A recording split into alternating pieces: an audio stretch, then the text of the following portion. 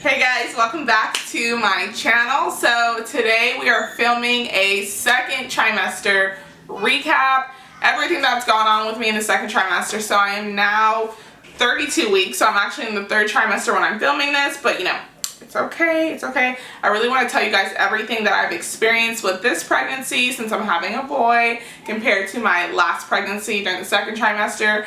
Just, you guys, it has been some time for me. Like, I feel like it's so early to say this, but I am ready to be done being pregnant and I'm trying to enjoy it. I am.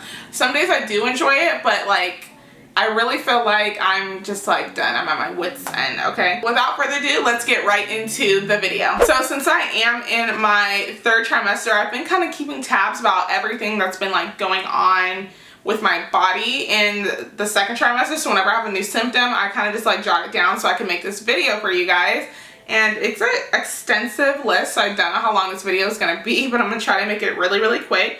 So one of the first things that has been happening to me during my second trimester is out of breath, you guys. I feel like during the second trimester, I just really started getting out of breath with everything, like doing the dishes, picking Amina up, like, oh my god, everything's been tiring me.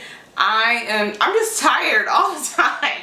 I don't know what it is. So I don't know. The second trimester is when you're supposed to have the most energy, but I really didn't start to get tired and kind of out of breath until the end of my second trimester, beginning of the third. The next thing is my feet would start to hurt when I walk too much. So I walk a lot. I would say I'm pretty active during my pregnancies. I remain active and I keep working out and keep doing everything. I really don't stop. But as of lately in the second trimester, like going, like I said, to the end into the third, I would notice like whenever I would walk for a long time, my feet would be killing me, like literally killing me. They'd be so sore the next day. And it wasn't like while I was walking like during that time, but after, like the day after, I could feel everything. So that is another thing. I don't know if you guys can see, but my belly, I do not like maternity clothes that much. I don't like the ruching. I don't know what you call it. I think it's the ruching. The little like ruffles that go down your side. I'm not here for it. I'm not a fan of maternity clothes. They're not that flattering.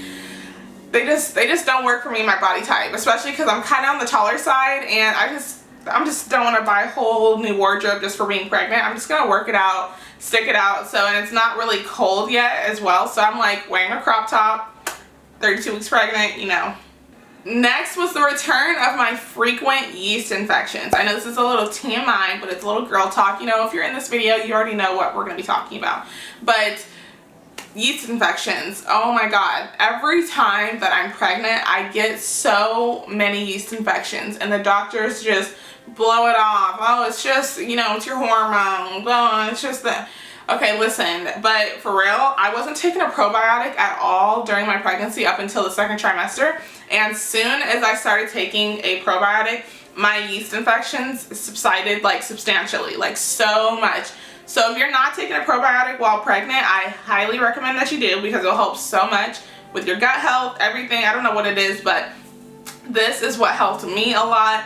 And it always seems to come on during the second trimester. So I don't know what that's about, but during my second trimester, I guess your body's just going through more things, you know, like they always say. But so the yeast infection thing, that was just not comfortable, not fun. So I was taking a couple, like Monistat is what, the 7 days? Ugh. The Monistat, I was doing that. And that's pretty much all I can do since I'm pregnant, and just drinking a lot of water, staying hydrated. So that has been another thing that's been quite the experience. Another thing that has happened during the second trimester is I have to sleep on my side now. So I feel like sleeping got really uncomfortable during the second trimester. I tried to sleep on my side, but I noticed I'm just tossing and turning a lot. The baby doesn't seem to just relax at night. It's just like when I'm laying down, he just wants to kick more and more. So I lay on my left side, then that's not good. If I lay on my right side, then that's not good. So I'm constantly tossing and turning. I still don't have a maternity pillow, which I would recommend. So if you're watching this video and you're debating on getting one, get one. This is your sign.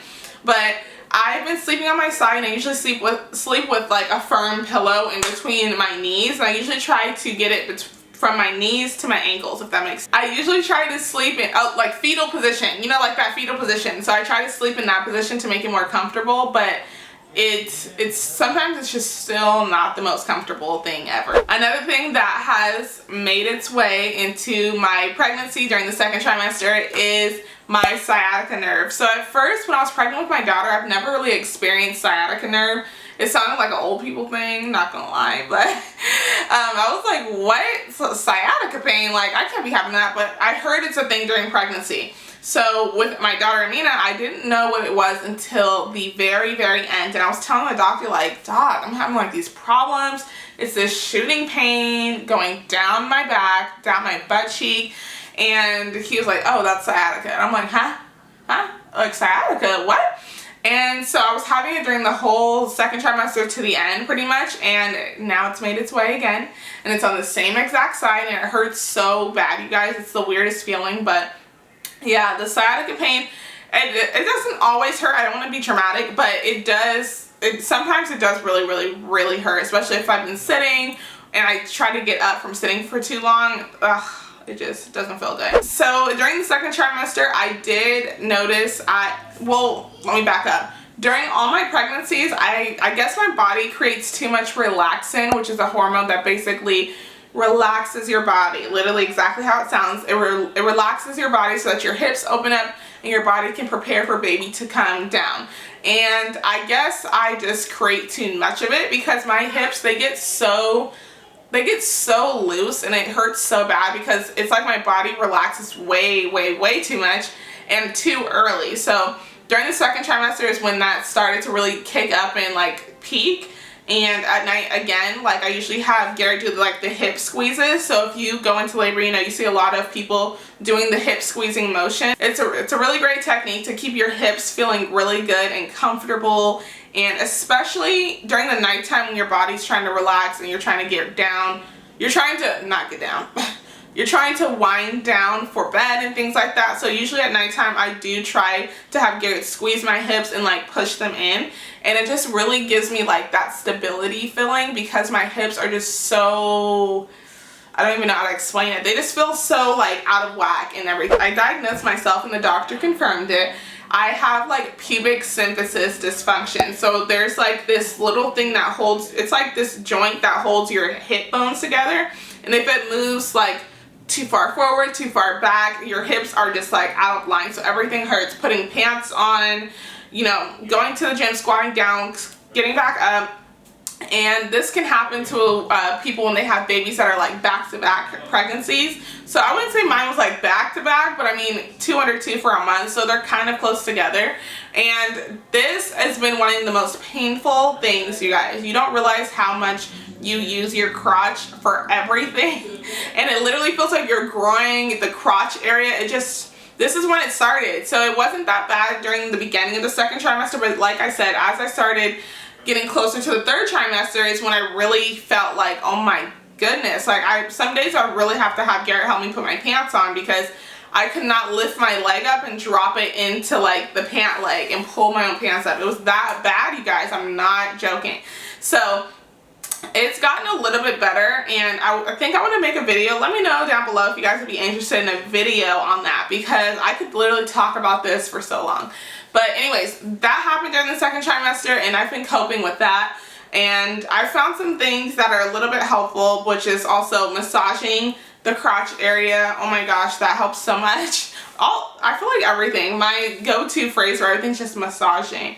You know, if you're pregnant, massages are just everything. But with the pubic symphysis dysfunction, like I said, I do want to make a video on that. So let me know if you guys are interested on that. Maybe we can do that. Another point is how much I pee, you guys. I cannot hold down anything. Whenever I drink any type of water, I literally try not to drink water before bed because if I drink water, I'm up all through the night trying to go pee. And it's the worst thing ever because you're literally laying in bed like, can I hold it? Can I hold it to the morning? Can I wait till the morning? Maybe I can hold it. Nope, can't hold it. Like, ugh, you guys, it's the worst thing ever. And some nights I just want to fall back asleep in my bladder, like one move by him down there, and I'm like gonna pee on myself. So Seriously, it's like the weirdest thing ever, but I feel like now I have a frequent urination feeling and I can't hold anything, so I try not to drink so much water before bed. And now to get into the most juicy part, okay? Click off this video if you don't want to get to the juicy, the nitty gritty, the sex talk, okay? But just to get into like a little bit, like this is real stuff. So with sex, I feel like in the beginning, it was just like, I wasn't interested. Like, don't look at me, don't touch me, don't, nothing. And the second trimester, and that's normal. So don't feel like everyone has like this super high crazy sex drive while they're pregnant. Because most women surprisingly don't. But in the second trimester is when my sex drive started to pick up again. And I feel like it was just this weird thing where some days were just like, okay, it was okay, and some days were like, ugh, like I don't even want to like look at you. Like I said, it was just really strange for me, and it was a lot of communication for us. So communication is huge when you get into the second trimester because your belly is growing and some of those positions just aren't as comfortable anymore. So I think that's a huge thing, is figuring out what works for you is huge, and really making sure you're communicating with your partner so that they know what's comfortable for you and that you guys will both be happy. But I think that's it for today's video. I hope you guys enjoyed. I can't wait to look back on these and see how I was feeling during the second trimester, the first trimester, everything, and like I love these videos. So if you enjoyed this video, please give it a thumbs up. I would really appreciate that, and it helps my channel out a lot. Don't forget to hit that subscribe button down below as well, and I will see you guys on Friday for another video. Bye guys.